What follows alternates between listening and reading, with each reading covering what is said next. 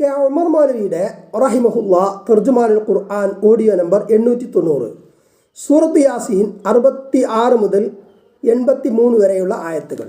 Page number 1551.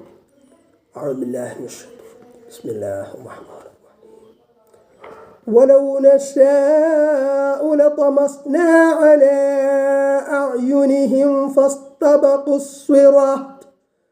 فاستبقوا الصراط فأنى يبصرون ولو نشاء لمسخناهم على مكانتهم فما استطاعوا مضيا ولا يرجعون ومن نعمره ننكسه في الخلق أفلا يعقلون وما علمناه الشعر وما ينبغي له إن هو إلا ذكر وقرآن مبين لينذر من كان حيا ويحق القول على الكافرين أولم يروا أنا خلقنا لهم مما عملت أيدينا أنعاما فهم لها مالكون وذللناها لهم فمنها ركوبهم ومنها يأكلون ولهم فيها منافع ومشارب أفلا يشكرون واتخذوا من دون الله آلهة لعلهم ينصرون لا يستطيعون نصرهم وهم لهم جند محضرون فلا يحزنك قولهم إنا نعلم ما يسرون وما يعلنون أولم ير الإنسان أنا خلقناه من نطفة فإذا هو خصيم مبين وضرب لنا مثلا ونسي خلقه قال من يحيي العظام وهي رميم قل يحييها الذي أنشأها أول مرة وهو بكل خلق عليم الذي جعل لكم من الشجر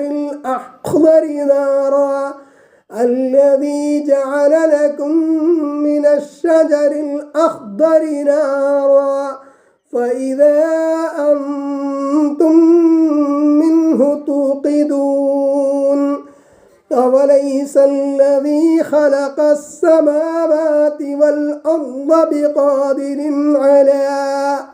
على أن يخلق مثلهم بلى وهو الخلاق العليم إنما أمره إذا أراد شيئا أن يقول له كن فيكون فسبحان الذي بيده ملكوت كل شيء وإليه ترجعون.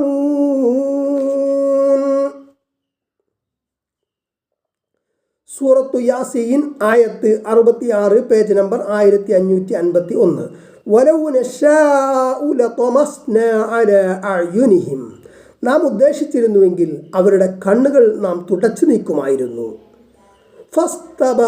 ഫസ്തബഖുസ് സിറാത ഫഅന്നാ യുബ്സിറൂൻ, അങ്ങനെ അവർ വഴിയിലേക്ക് മുന്നോട്ട് വരാൻ ശ്രമിക്കുമായിരുന്നു. അപ്പോൾ അവർ കാണുന്നതെങ്ങനെ?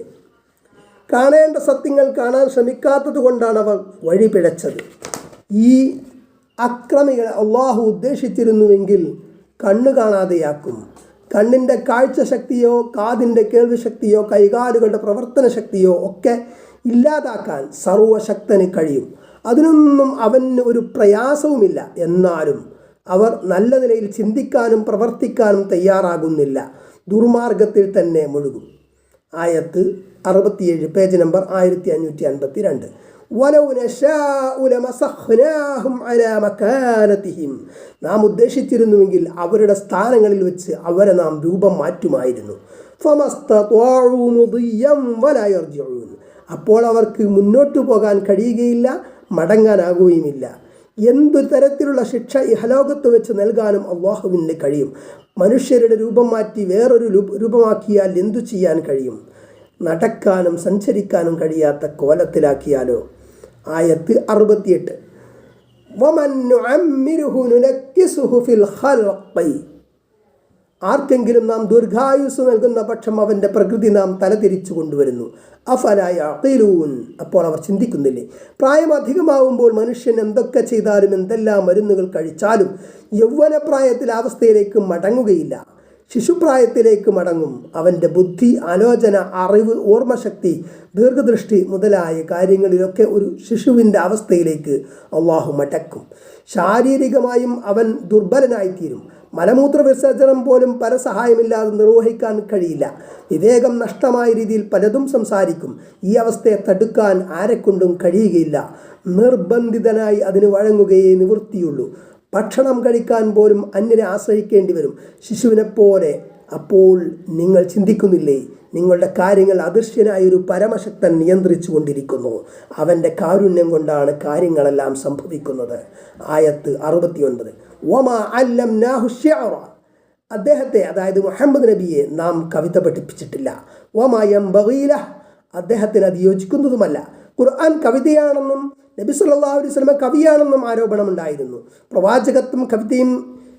പ്രവാചകത്വവും കവിതയും തമ്മിൽ ഇണങ്ങിച്ചേരുകയില്ല. വളരെ വസ്തുനിഷ്ഠമായി, കാര്യമാത്ര പ്രസക്തമായി വിഷയങ്ങൾ ഗ്രഹിപ്പിക്കലാണ് പ്രവാചകൻ്റെ സ്വഭാവം. യാതൊരു അതിരി കവിയിലുമില്ലാതെ സത്യം തുറന്നു പറയുക. കവിത അങ്ങനെയല്ല, വർണ്ണനയും അലങ്കാരവും ഭാവനയുമാണ്. പലപ്പോഴും യാഥാർത്ഥ്യവുമായി ബന്ധമുണ്ടായിരിക്കണമെന്നില്ല.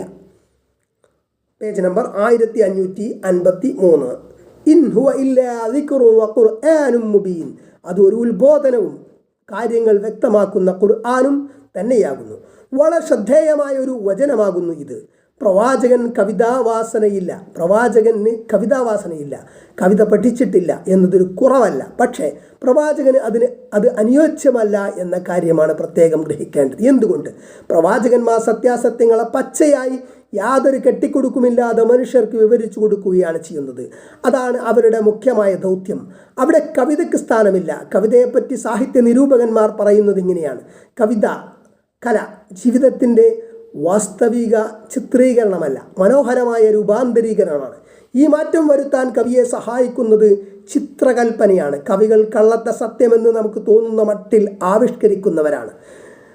പ്രവാചകന്മാർ ജീവിത സത്യത്തെയാണ് അറിയിക്കുന്നത്. സത്യത്തെ കവിതയുമായി കൂട്ടിക്കുഴച്ചാൽ, അഥവാ ഭാവനകളുടെയും വികാരങ്ങളുടെയും വർണ്ണനകളുടെയും സാങ്കല്പിക രൂപത്തിൽ അവതരിപ്പിച്ചാൽ സത്യം അസത്യമായും അസത്യം സത്യമായും ചിത്രീകരിക്കപ്പെടും. മനുഷ്യർ അങ്ങനെ ഗ്രഹിക്കുകയും ചെയ്യും. അതിനാൽ പ്രവാചകന്മാർക്ക് കവിത യോജിക്കുകയില്ല. വികാരപരതയാണ് കവിതയുടെ ജീവൻ. അത് ആസ്വാദകരിൽ അനുഭൂതി ഉണർത്തുവാനുള്ളതാണ്. ഖുർആൻ കവിതയല്ല, അത് മനുഷ്യനെ ഉദ്ദീപിപ്പിക്കുകയല്ല, ബോധവൽക്കരിക്കുകയാണ്. നബി സല്ലല്ലാഹു അലൈഹി വസല്ലം ചില സന്ദർഭങ്ങളിൽ ചില കവിതാശകലങ്ങളുടെ അരവരിയോ ഒരു വരിയോ ചൊല്ലി നോക്കുകയുണ്ടായിട്ടുണ്ട്. അതുതന്നെ കവിതയുടെയോ പദ്യത്തിൻ്റെയോ വടിയൊപ്പിച്ചു ചൊല്ലാൻ നബി സല്ലല്ലാഹു അലൈഹി വസല്ലമക്ക് കഴിയുമായിരുന്നില്ല എന്ന് ഹദീസുകളിൽ കാണാം. ഒരിക്കൽ അവിടുന്ന് ഒരു പദ്യം ചൊല്ലിയത് ശരിയായില്ല. അപ്പോൾ അബൂബക്കർ റളിയല്ലാഹു അൻഹു പറഞ്ഞു: അവിടുന്ന് അള്ളാഹുവിൻ്റെ ദൂതനാണെന്ന് ഞാൻ സാക്ഷ്യം വഹിക്കുന്നു. അള്ളാഹു അങ്ങേക്ക് കവിത പഠിപ്പിച്ചിട്ടില്ല, അത് അങ്ങേക്ക് യോജിക്കുന്നതുമല്ല. ഇബ്നു അബി ഹാത്തിം ഉദ്ധരിച്ച ഈ റിപ്പോർട്ടിനെ പറ്റി അഭിപ്രായ ഭിന്നതകളുണ്ട്. അതായത് ഇവിടെ കവിത തീരെ പാടില്ല എന്നല്ല, നല്ല കവിതകൾ, നല്ല ധർമ്മോപദേശങ്ങളൊക്കെ അടങ്ങിയ കവിതകൾ ഇസ്ലാം പ്രോത്സാഹിപ്പിച്ചതായിട്ടും സ്വഹീഹായിട്ടുള്ള ഹദീസുകളിൽ കാണാം. പക്ഷെ കവിത നബി സല്ലല്ലാഹു അലൈഹി വസല്ലമക്ക് ഒരു അനിവാര്യ ഘടകമല്ല എന്നതാണ് ഇവിടെ ഉണർത്തുന്നത്. ആയത്ത് 70.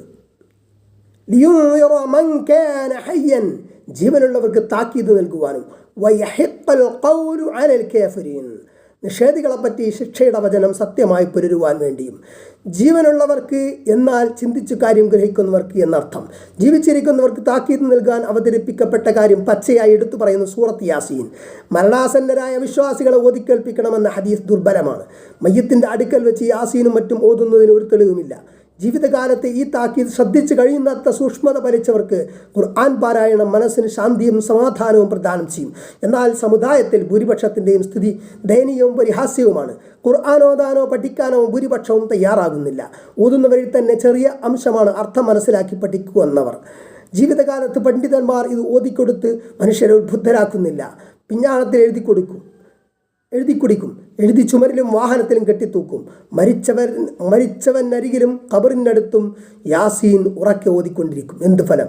പരിഹാസ്യമായി ഇത്തരം അനാചാരങ്ങളിലൂടെ പുരോഹിതന്മാർ സമുദായത്തെ സമർത്ഥമായി ചൂഷണം ചെയ്യുന്നു. അതായത് ഇവിടെ ഒരു കാര്യം ശ്രദ്ധിക്കാനുള്ളത്, സൂറത്ത് യാസീൻ നിങ്ങളുടെ മൗത്തായുടെ അടുത്ത് ഓതുക എന്നൊരു ഹദീസുണ്ട്.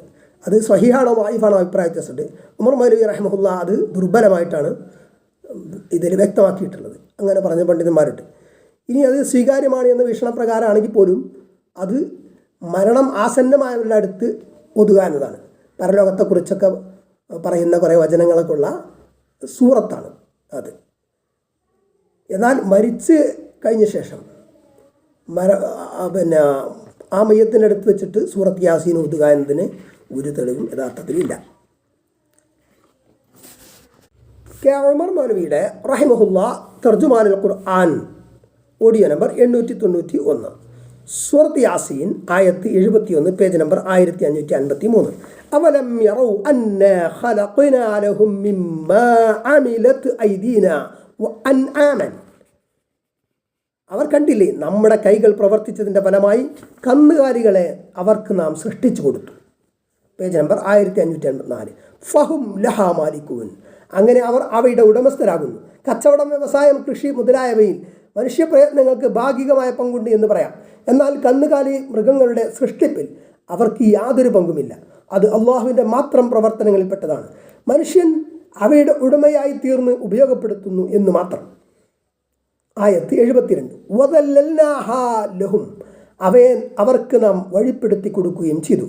ഫമിൻഹാ റകൂബുഹും. അങ്ങനെ അവയിൽ നിന്നാണ് അവരുടെ വാഹനം. വമിൻഹാ യഅ്കുലൂൻ. അവയിൽ നിന്ന് അവർ ഭക്ഷിക്കുകയും ചെയ്യുന്നു. ആയത്ത് 73. വലഹും ഫിഹാ മനാഫിഉ വമശാരിബ്. അവയിൽ അവർക്ക് പല ഉപകാരങ്ങളും പാനീയങ്ങളുമുണ്ട്. ഇന്നും പല നാടുകളിലും ഗ്രാമപ്രദേശങ്ങളിൽ വാഹനത്തിനും കൃഷിക്കും കന്നുകാലികളെ ഉപയോഗിക്കുന്നുണ്ട്. അവയുടെ മാംസം തിന്നുന്നു. അവയുടെ രോമവും വളമായി ഉപയോഗിക്കുന്ന ചാണകവും അവയുടെ തോലും എല്ലാം പല നിലയിലും അവർക്ക് ഉപകാരപ്പെടുന്നു. പാല്, തൈര്, നെയ്യ് എന്നിവ ഉപയോഗിക്കുകയും ചെയ്യുന്നു. അഫലാ യഷ്കുറൂൻ. അതിനാൽ അവർ നന്ദി കാണിക്കുന്നില്ലേ. ആയത്ത് 74. വത്തഖദൂ മിൻ ദൂനില്ലാഹി ആലിഹത്തൻ. അല്ലാഹുവിന് പുറമെ ചില ഇലാഹുകളെ അവർ സ്വീകരിച്ചു. ലഅല്ലഹും യുൻസറൂൻ.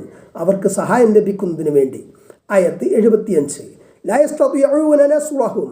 ഈ ആളുകളെ സഹായിക്കുവാൻ ആ ഇലാഹുകൾക്ക് കഴിയുകയില്ല. വഹും ലഹും ജുന്ദും മുഹ്ദറൂൻ. ഇവരാകട്ടെ അവർക്ക് ഇലാഹുകൾക്ക് വേണ്ടി സജ്ജീകരിക്കപ്പെട്ട ഒരു പട്ടാളമത്രേ.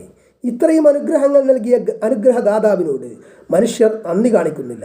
ആരാധന അവന് മാത്രം അർപ്പിക്കുന്നില്ല. പല ദൈവങ്ങളെയും അവർ ആരാധിക്കുന്നു. അവയുടെ സഹായം ലഭിക്കുമെന്ന് വ്യാമോഹിക്കുന്നു. അവർക്ക് വേണ്ടി ഇവർ വാദിക്കുന്നു. അവർക്ക് വേണ്ടിയുള്ള ഭടന്മാരെ പോലെയാണിവർ. Page number 1555, ആയത്തി 76. ഫലാ യഹ്സുൻക ഖൗലുഹും. അതുകൊണ്ട് അവരുടെ വാക്ക് നിന്നെ ദുഃഖിപ്പിക്കേണ്ടതില്ല. ഇന്നാ നഅലമു മാ യുസിറൂന വമാ യുലിനൂൻ. അവർ രഹസ്യമാക്കുന്നതും പരസ്യമാക്കുന്നതും നിശ്ചയമായും നാം അറിയുന്നു. ചെറുപ്പം മുതൽ അവർക്ക് നന്നായി അറിയാവുന്ന പ്രവാചകനെ പറ്റിയാണ് അവർ കവി, മാരണക്കാരൻ, ഭ്രാന്തൻ, ജ്യോത്സ്യൻ തുടങ്ങി പല ആരോപണങ്ങളും ഉന്നയിച്ച് തള്ളിക്കളഞ്ഞത്.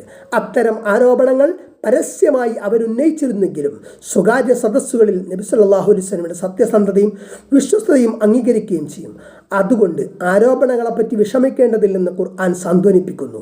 അവരെ സംബന്ധിച്ച് എന്ത് നടപടിയെടുക്കാനും കഴിവുള്ളവനാണ് അള്ളാഹു. ആയത്ത് 77. അവലം യറൽ ഇൻസാനു അന്നാ ഖലഖനാഹു മിൻ നുത്ഫത്തിൻ. മനുഷ്യൻ മനസ്സിലാക്കിയിട്ടില്ലേ അവനെ നാം ബീജത്തിൽ നിന്ന് സൃഷ്ടിച്ചു. ഫഇദാ ഹുവ ഖസീമും മുബീൻ. എന്നിട്ട് അവനതാ വ്യക്തമായ തർക്കക്കാരനായിരിക്കുന്നു. ആയത്ത് 78. വദ്ദറബ ലനാ മസലൻ വനസിയ ഖൽഖഹു.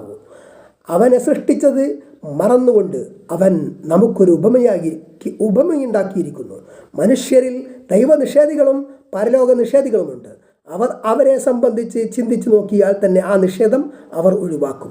കുറച്ചു വർഷങ്ങൾക്ക് മുമ്പ് അവർ ഉണ്ടായിരുന്നില്ല. മാതാവിൻ്റെ ഗർഭപാത്രത്തിൽ പുരുഷ ബീജവും സ്ത്രീ അണ്ഡവും യോജിക്കുകയും ഒരു ഭ്രൂണമായി ഘട്ടം ഘട്ടമായി വളർന്നു വരികയും ചെയ്തു. അഹങ്കാരം ഒഴിവാക്കി ഒന്ന് ചിന്തിച്ചാൽ തന്നെ കാര്യം അവന് ബോധ്യപ്പെടും. അവൻ പറഞ്ഞു, എല്ലുകൾ ദ്രവിച്ചു പോയിരിക്കെ അവയ്ക്ക് ജീവൻ നൽകുന്നത് ആരാണ്? ആയത്ത് 79.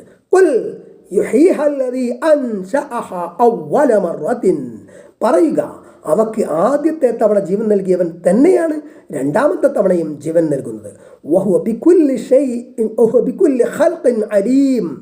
അവൻ എല്ലാ സൃഷ്ടിപ്പിനെ പറ്റിയും നല്ലവണ്ണം അറിയുന്നവനത്രേ. ഈ ആയത്തുകൾക്ക് ഒരു അവതരണ പശ്ചാത്തലം ഇബ്നു കസീർ തൻ്റെ തഫ്സീറിൽ ഉദ്ധരിച്ചിട്ടുണ്ട്. ഇബ്നു അബ്ബാസ് റളിയല്ലാഹു അൻഹുമായിൽ നിന്ന് നിവേദനം, ആസുബിന് വായിൽ വരണ്ടുണങ്ങിയ താഴ്വരയിൽ നിന്ന് ഒരു എല്ല് കയ്യിലെടുത്ത് കഷ്ണങ്ങളാക്കി പൊടിയാക്കി. എന്നിട്ട് പ്രവാചകനോട് ചോദിച്ചു, ഇങ്ങനെയായി തീർന്ന അള്ളാഹു ജീവിപ്പിക്കുമെന്നാണോ? ഇങ്ങനെയായി തീർന്നതിനെ അള്ളാഹു ജീവിപ്പിക്കുമെന്നാണോ പറയുന്നത്? അപ്പോൾ പ്രവാചകൻ സ്വല്ലല്ലാഹു അലൈഹി വസല്ലം പറഞ്ഞു, അതെ, തീർച്ചയായും അള്ളാഹു നിന്നെ മരിപ്പിക്കും, അനന്തരം നിന്നെ ജീവിപ്പിക്കും, പിന്നീട് നിന്നെ നരകത്തിൽ പ്രവേശിപ്പിക്കുകയും ചെയ്യും. അങ്ങനെ സൂറത്ത് യാസീനിൻ്റെ അവസാന ഭാഗം അവതരിക്കുകയും ചെയ്തു. Page number 1556. മരിച്ച മണ്ണോട് ചേർന്ന മനുഷ്യ ശരീരത്തെ വീണ്ടും ജീവിപ്പിക്കുന്ന എന്നതിനെ നിഷേധിക്കുന്ന അഹങ്കാരികളോടുള്ള മറുപടി വളരെ ലളിതമാണ്. ആദ്യത്തെ തവണ സൃഷ്ടിച്ചവന് രണ്ടാമതും സൃഷ്ടിക്കാൻ ഒരു പ്രയാസവുമില്ല. ഭ്രൂണത്തിൽ നിന്ന് വളർന്ന് വിവിധ ഘട്ടങ്ങൾ കഴിഞ്ഞ് പൂർണ്ണ വളർച്ചയെത്തിയ മനുഷ്യ ശിശുവായി പുറത്തു വരുന്നു. ഒരൊറ്റ കോശം മുതൽ 9 മാസം കൊണ്ട് 2000 കോടി കോശങ്ങളായിത്തീരുന്നു. ഏതാനും മില്ലിഗ്രാമിൽ നിന്ന് 3 കിലോഗ്രാമായിത്തീരുന്നു. കോശങ്ങൾ വളർന്നു വരുമ്പോൾ ഒരു നിയന്ത്രണവുമില്ലാതെ വളരുകയല്ല. തലച്ചോറും കണ്ണും ഹൃദയവും കരളും അങ്ങനെ എല്ലാ അവയവങ്ങളും അതിൻ്റെ സ്ഥാനത്ത് വളരുന്നു. ആരാണ് അതൊക്കെ ഇത്ര കൃത്യമായി പ്ലാൻ ചെയ്ത് സംവിധാനിച്ച് വളർത്തിക്കൊണ്ടുവന്നത്? ആ പ്രകാരം സൃഷ്ടിച്ച് സംവിധാനിച്ചവനെ മരണശേഷം രണ്ടാമതൊരിക്കൽ കൂടി സൃഷ്ടിക്കാൻ ഒരു പ്രയാസവുമില്ല എന്ന് ഖുർആൻ സർവ്വ പരലോക നിഷേധികളെയും അറിയിക്കുന്നു. അല്ലദീ ജഅല ലക്കും മിനശ്ശജറിൽ അഖ്ദരി നാറാ, നിങ്ങൾക്ക് വേണ്ടി പച്ചമരത്തിൽ നിന്ന് തീ ഉണ്ടാക്കി തന്നവനാണവൻ. ഫഇദാ അൻതും മിൻഹു തുഖിദൂൻ, അങ്ങനെ നിങ്ങളതാ അതിൽ നിന്ന് തീ കത്തിച്ചെടുക്കുന്നു. ഇതൊരത്ഭുതമായിട്ടാണ് പറഞ്ഞതെന്ന് വ്യക്തം. പച്ചമരത്തിൽ നിന്ന് തീ ഉൽപ്പാദിപ്പിക്കൽ ഒരു ദൃഷ്ടാന്തം തന്നെ. എന്നാൽ ഇവിടെ ചിലർ പച്ചമരം ഉണങ്ങി വിറകായാൽ അത് കത്തിക്കുമല്ലോ, അതാണ് ഇവിടെ ഉദ്ദേശ്യമെന്ന് പറയുന്നു. ഈ നിലയിൽ വിഷയം ലഘുവാക്കുന്നത് എന്തിനാണെന്ന് മനസ്സിലാകുന്നില്ല. തഫ്സീറുൽ മറാഗിയിൽ ഇത് കണ്ടപ്പോൾ ഞാൻ വളരെ അത്ഭുതപ്പെട്ടു. അറബികൾ അവരുടെ യാത്രയിൽ ഭക്ഷണം പാകം ചെയ്യാനും തണുപ്പിൻ്റെ ഉഗ്രതയിൽ നിന്ന് രക്ഷപ്പെടുവാനും വേണ്ടി തീ ആവശ്യമാകുമ്പോൾ 2 പച്ചമരങ്ങളുടെ അല്ലികൾ തമ്മിൽ ഉരസി അതിൽ നിന്ന് തീ ഉൽപ്പാദിപ്പിക്കൽ പതിവുണ്ടായിരുന്നു. ആദിമ മനുഷ്യർ മരക്കൊമ്പുകൾ കൂട്ടി ഉരസി തീ ഉണ്ടാക്കിയിരുന്നു. ഭയാനകമായ കാട്ടുതീ പടരുന്നതിൻ്റെ കാരണം പലപ്പോഴും ഈ കൂട്ടിയുരസലാണെന്ന് പറയപ്പെടുന്നു. ആ കാര്യമാണ് മുൻകാല മുഫസ്സിറുകൾ ഇവിടെ എടുത്തു പറഞ്ഞത്. അത് തന്നെയാണ് ഇവിടെ പറയേണ്ടിയിരുന്നത്. ഇവിടെ മറ്റൊരു കാര്യം ഇപ്പോൾ ചൂണ്ടിക്കാണിക്കപ്പെടുന്നുണ്ട്. ഇന്ന് ഇന്ധനമായി ഉപയോഗിക്കുന്ന പെട്രോൾ, ഡീസൽ, ഗ്യാസ് എന്നിവയെല്ലാം ഉൽപ്പാദിപ്പിക്കപ്പെടുന്നത് മരങ്ങളുടെയും ജീവികളുടെയും ഫോസിലുകളിൽ നിന്നാണ്. പച്ചക്കറിയിൽ നിന്നും ഭക്ഷണാവശിഷ്ടങ്ങളിൽ നിന്നും ബയോഗ്യാസ് ഇപ്പോൾ വ്യാപകമായി ഉപയോഗപ്പെടുത്തുന്നുണ്ട്. അല്ലാഹു അഅലം. ആയത്ത് 81. أوليس الذي خلق السماوات والأرض بقادر على أن يخلق مثلهم, ആകാശങ്ങളെയും ഭൂമിയെയും സൃഷ്ടിച്ചവനാരോ അവൻ അവരെപ്പോലെയുള്ളവരെ സൃഷ്ടിക്കുവാൻ കഴിവുള്ളവനല്ലേ? ബലാ വഹുവൽ ഖല്ലാഖുൽ അലീം, അതെ, അവനത്രേ മഹാസൃഷ്ടാവും എല്ലാം സൂക്ഷ്മമായി അറിയുന്നവനും. ആയത്ത് 82. ഇന്നമാ അംറുഹു ഇദാ അറാദ ശൈഅൻ അൻ യഖൂല ലഹു കുൻ ഫയകൂൻ, അവൻ വല്ല സംഗതിയും ഉദ്ദേശിച്ചാൽ ഉണ്ടാകൂ എന്ന് അതിനോട് പറയുക മാത്രം ചെയ്യുന്നു, അപ്പോൾ അതുണ്ടാകുന്നു. അതായത് കുൻ എന്ന് പറയുന്നു എന്നർത്ഥം. Page number 1557. മരണാനന്തര ജീവിതത്തെ നിഷേധിക്കുന്നവൻ സ്വന്തം ജന്മത്തെപ്പറ്റി ആലോചിക്കട്ടെ. അതിസൂക്ഷ്മമായ ബീജത്തിൽ നിന്ന് അവൻ സൃഷ്ടിക്കപ്പെട്ടു. അനേകം കഴിവുകളുള്ള പൂർണ്ണ മനുഷ്യനായിത്തീർന്നു. പുരുഷ ബീജവും സ്ത്രീയുടെ അണ്ഡവും സംയോജിച്ച് ഭ്രൂണം, പിന്നീട് 7-ാം ദിവസം മുതൽ ഗർഭാശയത്തിൽ അള്ളിപ്പിടിച്ച് തൂങ്ങിക്കിടക്കുന്ന അലഖ എന്ന് ഖുർആൻ പറഞ്ഞ ഘട്ടം, 27 ദിവസം കഴിഞ്ഞ് ചവച്ചു തുപ്പിയ മാംസകഷ്ണത്തിൽ പല്ലടയാളങ്ങൾ പോലെ തോന്നുന്ന ക്രമരഹിതമായ പ്രതലങ്ങളുള്ള മുതുക ഘട്ടം, പിന്നീട് എല്ലുകൾ വരുന്ന ഘട്ടം, ശേഷം എല്ലുകളിൽ മാംസം പൊതിയുന്ന ഘട്ടം. ഇതൊക്കെ കഴിയുമ്പോൾ മനുഷ്യ ശിശുവിൻ്റെ രൂപമുണ്ടാകുന്നു. കോശങ്ങൾ ഇരട്ടിയായി വർദ്ധിച്ചാണ് ഇങ്ങനെ വളരുന്നത്. കോശങ്ങൾ വളരുമ്പോൾ കൃത്യമായ പ്ലാനിങ്ങോടെയാണ് വളരുന്നത്. കണ്ണും മൂക്കും നാവും ചുണ്ടും കരളും ഹൃദയവും ആമാശയവും മറ്റവയവങ്ങൾ ഓരോന്നും അതിൻ്റെ കൃത്യമായ സ്ഥാനങ്ങളിൽ കൃത്യമായ അളവിലും രൂപത്തിലും വളരുന്നു. ആരാണത് പ്ലാൻ ചെയ്തത്? ഒടുവിൽ പൂർണ്ണ വളർച്ചയെത്തിയ ശിശുവായി പുറത്തു വരുന്നു. മരണാനന്തര ജീവിതം നിഷേധിക്കുന്ന മതവിശ്വാസികളും ദൈവവിശ്വാസികളുമുണ്ട്. എന്നാൽ ഒരു ലോക സൃഷ്ടാവിൽ അവർ വിശ്വസിക്കുന്നു. അവരോട് ഖുർആൻ പറയുന്നത്, നിങ്ങളെ ഗർഭാശയത്തിൽ ഈ രൂപത്തിൽ വളർത്തി ജീവൻ നൽകി പറഞ്ഞു പുറത്തു കൊണ്ടുവന്നവന് നിങ്ങളെ രണ്ടാമത് ഒരിക്കൽ കൂടി സൃഷ്ടിക്കാൻ ഒരു പ്രയാസവുമില്ല എന്നാണ്. കുറച്ചുകൂടി വിവരണം 1155, 1192, 1193 പേജുകളിലുണ്ട്. അത്തരത്തിൽ ആദ്യം സൃഷ്ടിച്ചവന് തന്നെ മരണാനന്തരം രണ്ടാമതും സൃഷ്ടിക്കാൻ ഒരു പ്രയാസവുമില്ല. പച്ചമരത്തിൽ നിന്ന് തീയുണ്ടാക്കിയതും ആകാശഭൂമികളെ സൃഷ്ടിച്ചതുമാണ് പിന്നീട് ചൂണ്ടിക്കാട്ടിയത്. അനന്തവിശാലമായി പ്രപഞ്ചം പടച്ച് നിയന്ത്രിക്കുന്നവന് മനുഷ്യരെ പടക്കാൻ എന്ത് പ്രയാസം എന്ന ഖുർആനിൻ്റെ ചോദ്യം ബുദ്ധിയുള്ളവനെ ചിന്തിപ്പിക്കാതിരിക്കില്ല. സൂര്യൻ ഉൾക്കൊള്ളുന്ന ഗാലക്സിയിൽ 10,000 കോടിയിൽ പരം നക്ഷത്രങ്ങളും ഗ്രഹങ്ങളും ഉണ്ടെന്നാണ് ആധുനിക പഠനങ്ങൾ വ്യക്തമാക്കുന്നത്. ഓരോന്നും അവയുടെ സഞ്ചാരപഥത്തിലൂടെ ഒട്ടും തെറ്റിപ്പോകാതെ സഞ്ചരിക്കുന്നു. 1300 ഗാലക്സികൾ കൂടിയതിന് ഒരു ക്ലസ്റ്റർ എന്ന് പറയും. കോടിക്കണക്കിന് ക്ലസ്റ്ററുകളുണ്ട്. അപ്പോൾ എത്ര വിശാലമാണ് പ്രപഞ്ചം എന്നാലോചിക്കുക. നമ്മുടെ ചിന്തക്കും ഭാവനക്കും ഉൾക്കൊള്ളാവുന്നതിൻ്റെ എത്രയോ അകലെയാണ് സമാവാത്ത് എന്ന് ഖുർആൻ പറയുന്ന പ്രപഞ്ചം. അത്യന്തം വിശാലമായി പ്രപഞ്ചത്തിൻ്റെ ഒരു ഭാഗത്തെപ്പറ്റി മാത്രമേ ഇതുവരെ ശാസ്ത്രത്തിൻ്റെ അറിവ് പോലും എത്തിയിട്ടുള്ളൂ എന്ന് ശാസ്ത്രം തന്നെ പറയുന്നു. ഇതൊക്കെ സൃഷ്ടിച്ച് സംവിധാനിച്ച് നിയന്ത്രിക്കുന്ന റബ്ബുൽ ആലമീന് മനുഷ്യരെ സൃഷ്ടിക്കാനും മരണശേഷം വീണ്ടും സൃഷ്ടിപ്പ് ആവർത്തിക്കുവാനും കഴിയില്ലേ എന്ന ചോദ്യം സർവ്വ താർക്കികരെയും വായടപ്പിക്കുക തന്നെ ചെയ്യും. ചുരുക്കത്തിൽ മനുഷ്യ സൃഷ്ടിപ്പ് എന്നതും അത് ആവർത്തിക്കലും ലോകാലോകങ്ങളെ പിടച്ച രക്ഷിതാവിന് അതിനിസ്സാരമാകുന്നു. 83 ഫസുബ്ഹാനല്ലദീ ബിയദിഹി മലകൂതു കുല്ലി ഷൈഇൻ. അതിനാൽ സർവ്വ കാര്യങ്ങളുടെയും പരമാധികാരം സ്വന്തം കയ്യിൽ വെച്ചുകൊണ്ടിരിക്കുന്നവനായ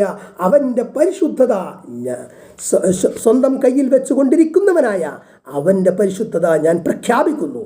അനന്തവിശാലമായി മഹാപ്രപഞ്ചത്തെ മുഴുവൻ സൃഷ്ടിച്ച് നിയന്ത്രിച്ച് പരിപാലിച്ചു കൊണ്ടിരിക്കുന്ന സർവ്വലോകരക്ഷിതാവ് പരമപരിശുദ്ധനത്രേ. വഇലൈഹി തുർജഊൻ. അവങ്കലേക്ക് നിങ്ങൾ മടക്കപ്പെടുകയും ചെയ്യുന്നു. അവൻ്റെ മുന്നിലേക്ക് നിങ്ങളെല്ലാം വിളിക്കപ്പെടും. ആരെയും ഒഴിവാക്കുകയില്ല. ഒരു നിലയിലും ഒഴിഞ്ഞു മാറാൻ ആർക്കും സാധ്യവുമല്ല.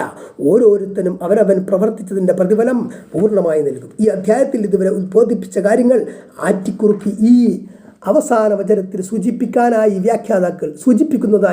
വ്യാഖ്യാതാക്കൾ ചൂണ്ടിക്കാണിക്കുന്നു. എല്ലാം സൃഷ്ടിച്ച് നിയന്ത്രിക്കുന്നത് അല്ലാഹുവാണ്. സത്യനിഷേധികളും അവിശ്വാസികളും ജൽപ്പിക്കുന്ന എല്ലാ പോരായ്മകളിൽ നിന്നും അവൻ പരിശുദ്ധനാണ്. മനുഷ്യരെ ഒന്നടങ്കം അവൻ വീണ്ടും സൃഷ്ടിച്ച് രക്ഷാശിക്ഷകൾ നടപ്പാക്കുക തന്നെ ചെയ്യും. ഈ വിശ്വാസമാണ് മനുഷ്യനെ ഉത്കൃഷ്ടനാക്കുക.